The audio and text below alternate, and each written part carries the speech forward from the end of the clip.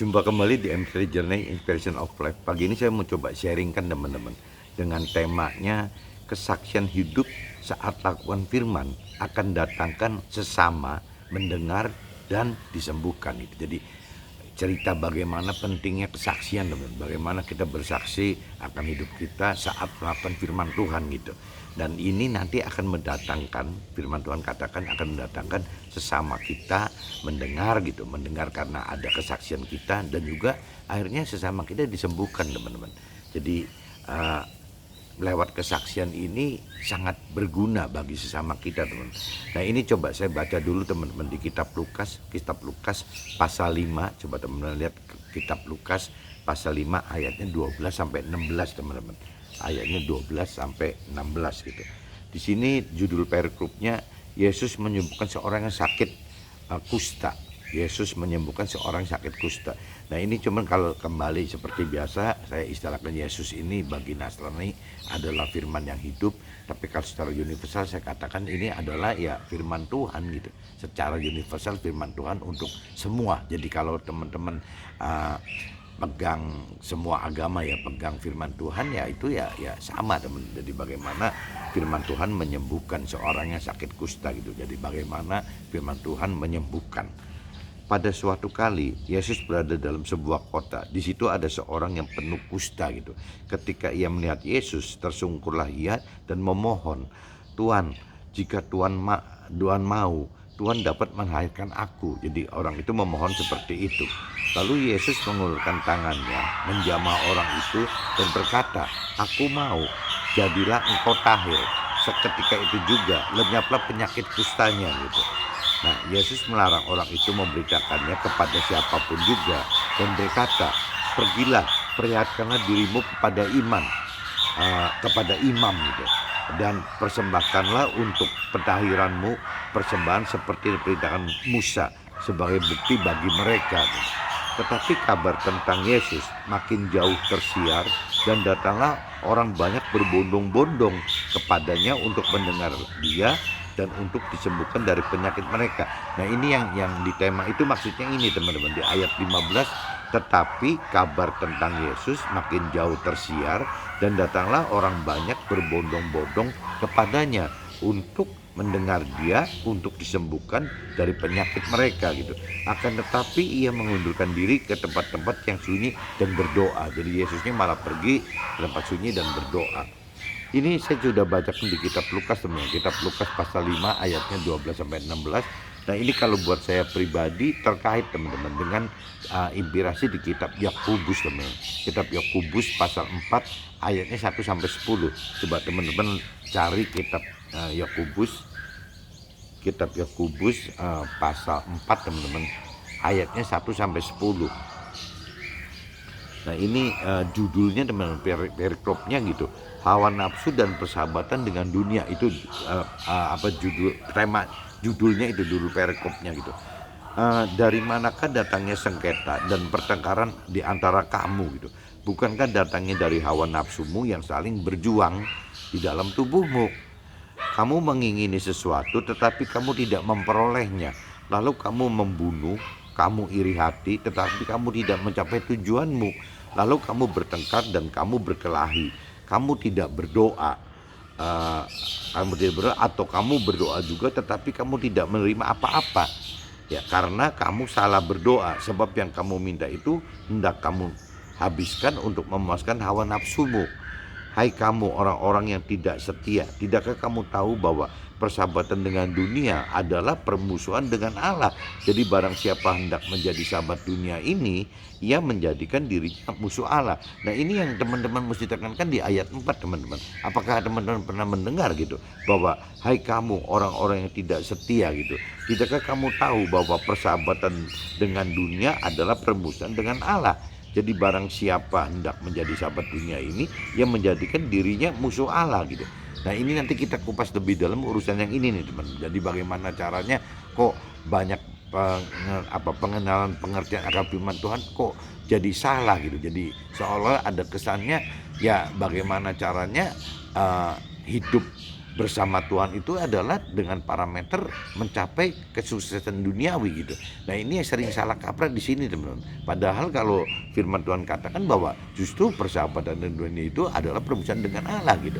Bukan kebalik istilahnya.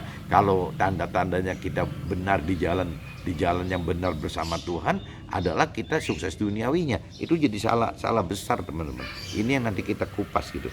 Janganlah kamu menyangka bahwa kitab suci tanpa alasan berkata, roh yang ditempatkan Allah di dalam diri kita diingininya dengan cemburu, tetapi kasih karunia yang disandarkan kepada kita lebih besar daripada itu. Karena itu ia katakan Allah menentang orang-orang yang congkak, tetapi mengasihi orang-orang yang rendah hati. Karena itu tunduklah kepada Allah dan lawanlah iblis, maka ia akan lari daripadamu. Mendekatlah kepada Allah dan ia akan mendekat kepadamu. Tahirkanlah tanganmu, hai kamu orang-orang yang berdosa, dan sucikanlah hatimu, hai kamu yang mendua hati. Sadarilah kemalanganmu, berduka cita dan merataplah. Hendaklah tertawamu kamu ganti dengan ratap dan sukacitamu dengan duka cita. Berendahkanlah dirimu di hadapan Tuhan dan dia akan meninggalkan kamu. Jadi firman di kitab Yakobus ini mempertajam itu teman-teman. Jadi bahwa hidup ini bukan parameternya hidup benar itu adalah dengan hidup sukses duniawi gitu. Hidup justru kalau sukses dunia ini firman Tuhan katakan ya apabila kita terlalu bersahabat dengan duniawi akhirnya malah kita jadi meninggalkan Tuhan. Kita bisa lebih memenangkan duniawi daripada Tuhannya gitu. Nah ini firman di Yakobus pasal 4 ini mengingatkan kita harus hati-hati teman. Jangan sampai kita terjebak oleh hal-hal duniawi sehingga kita malah meninggalkan Tuhan gitu. Bukan mendapatkan Tuhan tapi meninggalkan Tuhan. Ini saya sudah bacakan teman-teman di kitab Lukas pasal 5 ayat 12-16 dan juga di kitab Yakobus pasal 4 ayat 1-10. Coba saya ambil draft sebentar teman-teman. Ini kalau di draft saya teman-teman seperti judul tadi, tema tadi gitu. Jadi kita bicara kesaksian hidup saat melakukan firman akan mendatangkan sesama karena mendengar dan mereka disembuhkan gitu. Jadi kuncinya itu teman-teman. Temanya itu gitu. Nah ini saya coba mulai masuk ke draftnya teman-teman. Bahwa yang namanya kesaksian hidup kita bersama Tuhan, kesaksian hidup kita bersama Tuhan akan lebih efektif sebagai pemberitaan akan Tuhan dan firman Tuhan bagi sesama kita dibanding hanya acara-acara formal di acara formal ibadah saja. Jadi ini pengalaman pengalaman saya maupun dari yang tadi firman Tuhan katakan gitu, baik di Yakobus maupun di kitab Lukas tadi gitu. Ya yang namanya kesaksian itu sangat berguna teman-teman. Ya bagaimana lewat kesaksian kita banyak orang yang mendengar, akhirnya banyak orang yang malah diselamatkan, disembuhkan gitu. Disembuhkan dalam arti katakan banyak. Nanti coba kita kupas disembuhkan itu apa saja sih gitu. Yang paling inti gitu. Nah, cuman intinya gitu teman-teman. Jadi kesaksian itu dengan kita bersaksi akhirnya banyak orang yang mendengar gitu. Dengan banyak orang mendengar akhirnya banyak orang yang disembuhkan, diselamatkan gitu. Nah, dan itu firman katakan bisa lebih banyak berguna daripada cuman kita bicara berkhotbah atau sharing di dalam tempat ibadah gitu. Itu kayaknya nggak kena gitu.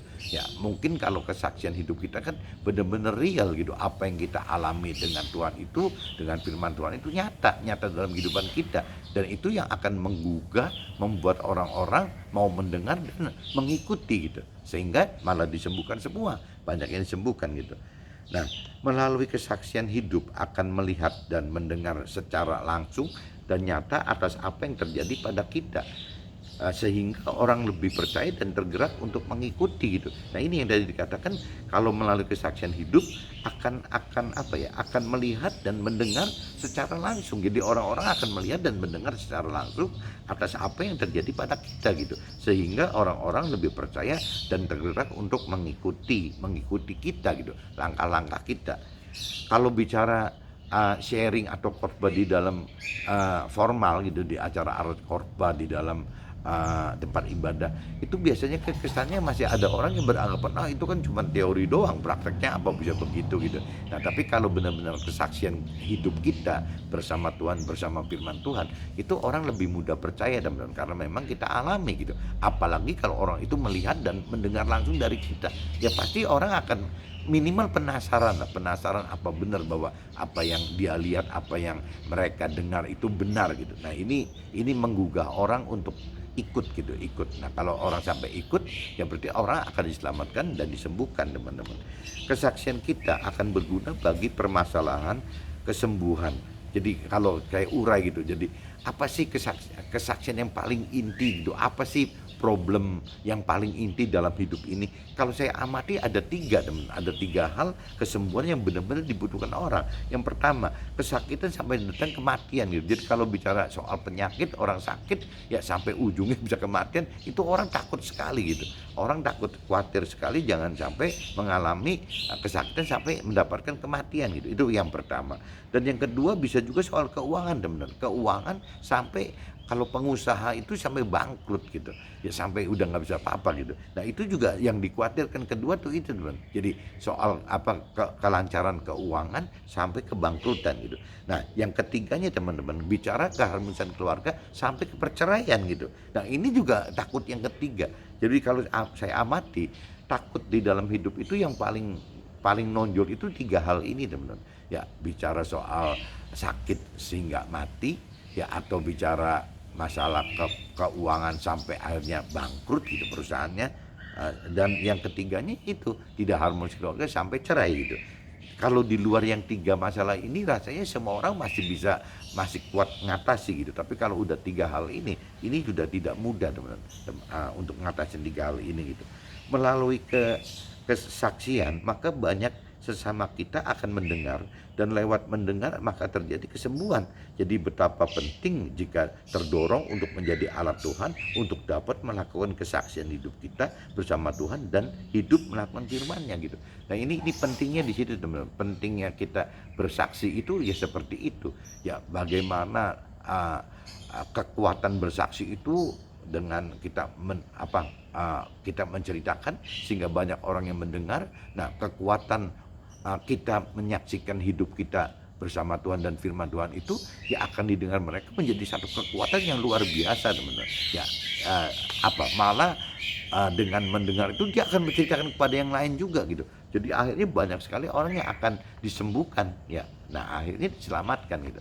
Nah waktu diselamatkan ya akhirnya dia akan lebih taat karena mengerti gitu apa yang Tuhan inginkan. Intinya gitu teman. Permasalahan yang dalam hidup datang dari sengketa dan pertengkaran oleh karena hawa nafsu kita sendiri. Jadi kalau firman katakan bahwa permasalahan dalam hidup kita itu datang gitu, timbul ya karena sengketa gitu. Sengketa karena pertengkaran oleh karena hawa nafsu kita sendiri. Sebenarnya itu benar. Yang bikin kacau itu kan hawa nafsu kita gitu. Hawa nafsu duniawi kita yang menggebu-gebu akhirnya yang bikin masalah gitu. Karena mengini tapi tidak memperoleh gitu. Kita pengen tapi nggak memperoleh. Ya bahkan kita berdoa juga tetap tidak menerima apa-apa gitu.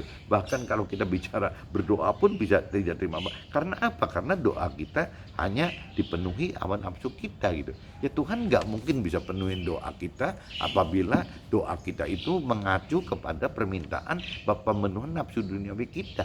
Yang Tuhan izinkan doa kita terkabulkan itu kan apabila yang tidak bertentangan dengan apa yang diperintah peraturan oleh firman Tuhan. Nah kendalanya orang yang berdoa ini sudah mengenal mengerti akan firman Tuhan belum gitu. Kalau yang berdoa ini tidak mengenal mengerti akan firman Tuhan, ya pasti doanya isinya seenaknya pikiran, perasaan, kehendaknya si orang tersebut gitu. Nah ini yang bikin kacau teman-teman. Jadi akhirnya Tuhan tidak bisa menggenapi doa itu ya karena dari sisi firman ya karena apa yang diminta dalam doa itu adalah bertentangan semua dengan apa yang Tuhan perintah peraturan dalam firman Tuhannya gitu. Jadi nggak ketemu teman-teman. Nah ini betapa pentingnya kita mengenal mengerti akan firman Tuhan sehingga doa kita pun akan efektif teman. Jadi doa kita itu akan selaras sejalan dengan apa yang Tuhan rancang dan kehendaki untuk kita gitu. Bukan yang doa yang seenaknya pikiran, perasaan dan kehendak kita sendiri. Nah, Tuhan katakan yang doa-doa kita seperti itu ya biasanya dipenuhi oleh hawa nafsu saja gitu. Sehingga bagaimana Tuhan bisa penuhin ini. Nah, mudah-mudahan teman-teman bisa nangkep maksudnya gitu, bahwa ya kenapa doa teman-teman nggak bisa tergenapi gitu ya, karena memang masih masih apa ya, masih penuh dengan hawa nafsu yang Tuhan khawatirkan gitu. Jadi kembali lagi, lebih baik ya doa itu harus sesuai dengan apa yang ada di firman Tuhan gitu. Apa yang Tuhan perintah peraturan dalam firman Tuhan, apa yang Tuhan janjikan dalam firman Tuhan, dan apa yang Tuhan rancangkan kehendaki dalam firman Tuhan. Sehingga doa kita itu selaras gitu. Nah, tinggal masalah waktu aja teman-teman. Waktu, atau mungkin apa, belum tertunda, masih tertunda karena memang masih butuh proses gitu. Proses kedalaman mengenal pengertian firman Tuhan. Tuhan inginkan lebih dalam gitu, dan juga mungkin iman gitu kan, bicara iman, bagaimana imannya mau diangkat oleh Tuhan untuk bisa lebih bagus lagi, lebih tinggi lagi gitu imannya. Nah, jadi kalau kita sudah mengerti akan firman Tuhan, rasanya doa-doa kita sudah selaras, sehingga soal waktu aja teman-teman. Tapi kalau kita belum mengerti akan firman Tuhan, ya problemnya jadi banyak gitu. Ya belum tentu doa kita sesuai dengan apa yang firman Tuhan kehendaki gitu, yang rancangan dan kehendaki. Itu satu. Yang kedua ya bisa juga waktu gitu. Jadi masih banyak yang hal-hal yang kita mesti alami apabila kita belum mengerti akan firman Tuhan gitu. Apakah kita sudah dengar persahabatan dengan dunia adalah permusuhan dengan Tuhan? Nah, ini juga kadang-kadang teman-teman yang waktu tadi saya lihat bahas di pasal gitu, di ayatnya, ya banyak orang yang nggak mengerti teman-teman, bahwa yang namanya persahabatan dengan dunia adalah permusuhan dengan Tuhan. Nah, apa sih ciri-cirinya persahabatan? Apakah kita masih bersahabat dengan dunia gitu? Atau benarnya kita cuma pengen manfaatkan dunia, misalnya hasil dunia ini untuk kepentingan Tuhan. Nah, ini mesti teman-teman koreksi diri gitu. Ya kalau kita misalnya masih benar-benar mencintai dunia, ya mencintai soal harta, mencintai soal tahta, memanjakan diri sendiri dengan memenuhi nafsu-nafsu duniawi gitu. Ya pemenuhan nafsu duniawi lebih daripada ya kita kepada Tuhan, ya itu namanya sudah ya mencintai dunia teman-teman. Sudah lebih memberhalakan gitu ya harta, tahta, dan pemenuhan nafsu dunia dibanding ya Tuhannya sendiri. Arti berhala kan itu teman. Arti berhala itu adalah apabila kita menomorduakan Tuhan gitu. Jadi kalau harta itu lebih penting daripada Tuhan, ya berarti ya kita sudah berhalakan harta gitu. Kita berarti sudah lebih bersahabat dengan dunia dibanding dengan Tuhan. Apabila kita bicara lebih mementingkan tahta, ya sama saja teman-teman. Berarti kita sudah memberhalakan tahta, ya bahkan ya istilahnya lebih bersahabat dengan si tahta daripada kepada Tuhan gitu. Begitupun nafsu duniawi kita teman, sama teman. Apabila kita lebih pentingkan nafsu duniawi kita, ya berarti kita sudah memberhalakan si nafsu kita itu gitu dibanding kepada Tuhan. Nah, ini akhirnya dunia itu jadi berhala. Dunia ini akhirnya jadi sahabat kita, yang awal muasalnya mungkin bisa dua macam. Bisa ada orang yang memang belum atau tidak mengenal sama sekali akan Tuhan dan firman Tuhan. Tapi juga yang bahaya teman-teman, kembali lagi, orang yang punya keyakinan sudah percaya Tuhan dan merasa mengenal Tuhan, tapi ternyata mengartikan soal dunia sahabat aja belum bisa. Jadi teman-teman mesti hati-hati sekali apabila memang kita sudah percaya Tuhan, kita sudah mengenal Tuhan dengan benar. Itu yang namanya persahabatan di dunia itu tidak boleh ada teman. Jadi bukan berarti kita tidak boleh menghasilkan dunia gitu. Kita boleh-boleh aja ya menghasilkan soal duniawinya. Tapi tidak bisa dalam arti kata kita bersahabat gitu. Apalagi sampai firman katakan sampai kategori mencintai gitu. Ya mencintai dunia gitu. Mencintai dunia kalau kita urai teman-teman, kembali lagi bisa mencintai karena harta, bisa mencintai karena tahta, dan juga bisa mencintai karena pemenuhan nafsu dunia tadi gitu. Jadi hal-hal harta, tahta, dan pemenuhan nafsu dunia tadi itu bisa kategorinya mencintai, lebih mencintai itu daripada Tuhan. Itu namanya mencintai dunia gitu. Nah, bahkan kalau kita rangkum jadi satu, urusan harta, tahta, dan pemenuhan nafsu dunia, ya Tuhan katakan ya disebutnya ya oleh karena mamon gitu, oleh karena cinta akan uang. Nah, sumbernya itu semua di situ tuh, karena cinta akan uang. Kenapa? Karena uang dianggap sebagai andalan kita hidup di dunia ini. Ya, bahwa melalui uang itu bisa membuat segala macam gitu. Jadi bagaimana kita mendapatkan sukacita, kita bisa dapat karena uang itu gitu. Ya, bagaimana rasa hidup menjadi aman, ya bisa. Kita juga pakai uang. Anggapnya kalau sampai sakit harus ada uang. Anggapnya kalau masuk rumah sakit harus ada uang. Anggapnya kalau sampai harus ke luar negeri berobat harus ada uang. Jadi segala macam terkait uang semua. Padahal kalau orang yang sudah mengalami sakit gawat gitu, orang akan baru tahu bahwa bukan uang, bukan hanya uang yang bisa menyelamatkan hidup kita gitu. Ya cuman karena Tuhan saja yang bisa menyelamatkan gitu. Nah, cuman kalau kita bicara cinta uang itu sudah dirubah, bukan cinta uang, tapi bagaimana kita bisa manfaatkan uang. Nah, ceritanya itu Tuhan juga setuju, firman Tuhan juga setuju. Jadi bagaimana kita bisa mengendalikan uang gitu, itu yang lebih vital teman-teman. Bukan bagaimana kita diperbudak uang, tapi bagaimana kita memanfaatkan uang gitu ya untuk kepentingan kebenaran yang Tuhan rancang dan kehendaki melalui kita. Itu jadi penting teman. Jadi bukan materi atau materi atau uang itu tidak perlu gitu, tapi jangan sampai kita memberhalakan uang ya di atas kepentingannya Tuhan gitu. Ini jangan sampai terjadi teman-teman. Apakah kita sudah dengar persahabatan dengan dunia yang tadi ya? Berarti mesti hati-hati teman-teman, bahwa persahabatan dunia itu adalah permusuhan dengan Tuhan. Firman Tuhan katakan roh Tuhan yang ditempatkan dalam roh kita, Tuhan ingini dengan cemburu gitu.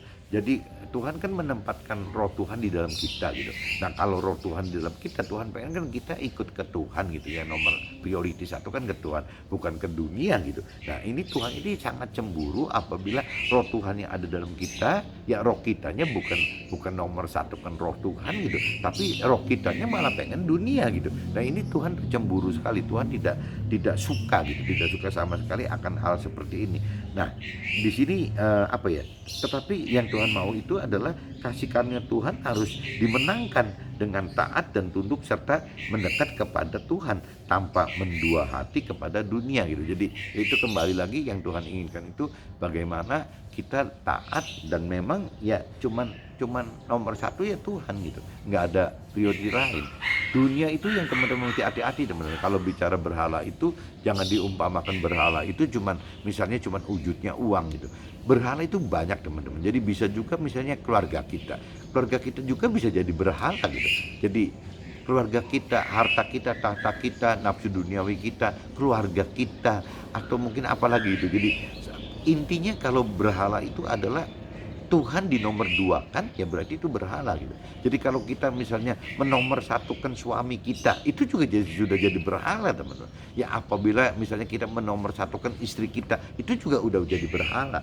Kita menyatukan orang tua, menomorsatukan orang tua kita di atas Tuhan, ya itu juga jadi artinya berhala juga teman-teman. Bagaimana kita menomorsatukan anak-anak kita di atas Tuhan, itu juga jadi berhala gitu. Jadi segala macam beragama pun sama teman. Apabila kita gara-gara liturgis agama gitu ya, jadi ritual agamanya lebih dipentingkan daripada urusan Tuhan pribadinya gitu, dibandingkan firman Tuhan pribadi, itu juga bisa berhala gitu. Jadi intinya segala sesuatu perbuatan kita yang menomorduakan Tuhan, menomorduakan firman Tuhan, yaitu berhala teman-teman. Jadi kita juga mesti hati-hati. Bahkan banyak kalau saya pelajari itu teman-teman mentor rohani saya atau teman rohani saya itu yang kadang-kadang bisa dibawa alam sadar, mereka yang cari itu adalah nomor satu itu bagaimana keharmonisan keluarga gitu, keharmonisan suami istri gitu. Nah, ini juga saya khawatir gara-gara keharmonisan suami istri akhirnya malah niatan mencari Tuhan itu berkurang. Kenapa? Karena sudah nyaman gitu. Ya hubungan suami istri itu nyaman. Nah, kalau bicara hubungan antara suami istri itu kan bicara hubungan di jiwa gitu, bukan di roh gitu. Jadi saya khawatir kalau sampai terlalu harmonis tanpa sadar pun ya ini bahaya gitu, bisa bahaya. Kembali lagi akhirnya ya keharmonisan keluarga itu malah jadi berhala. Ya karena kita tidak nomor satukan Tuhan.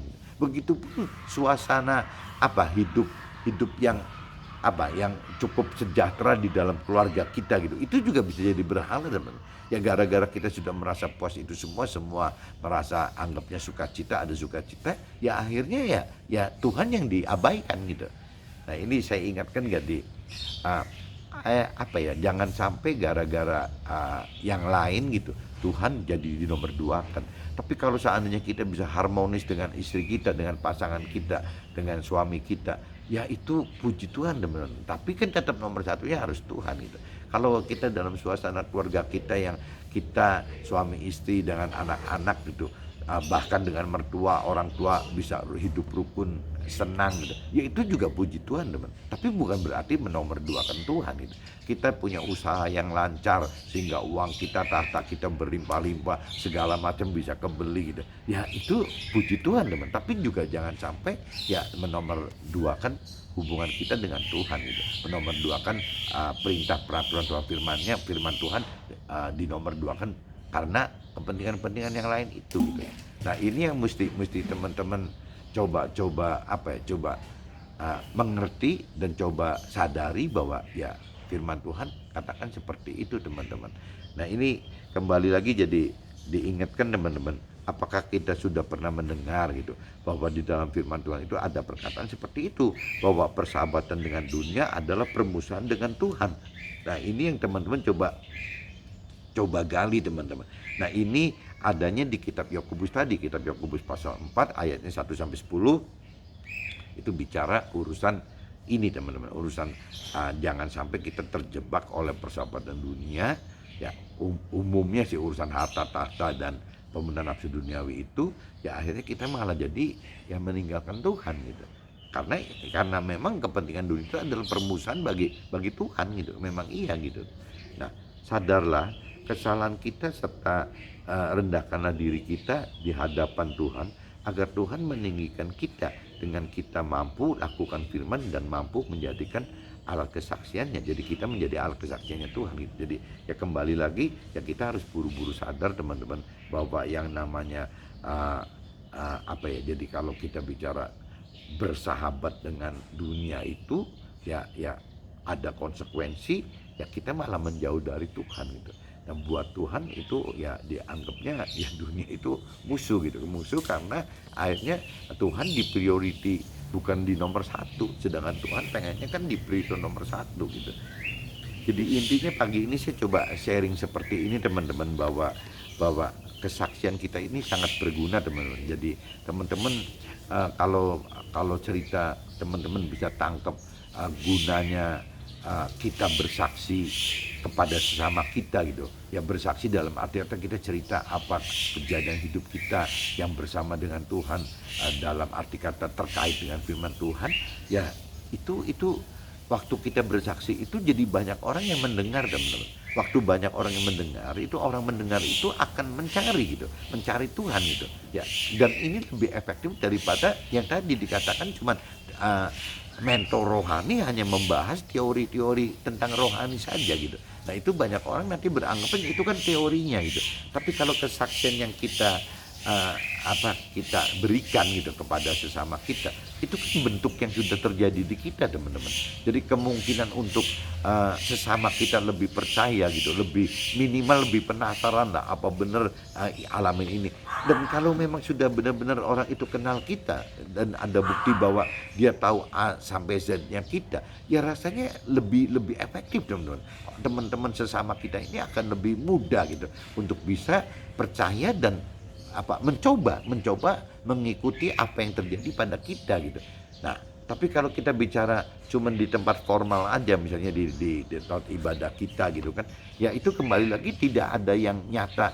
Ini cerita firman ini terjadi di siapa, nggak ada gitu. Tapi kalau bicara kesaksian kan memang terbukti bahwa firman ini terjadi dalam orang yang menyaksikan itu gitu.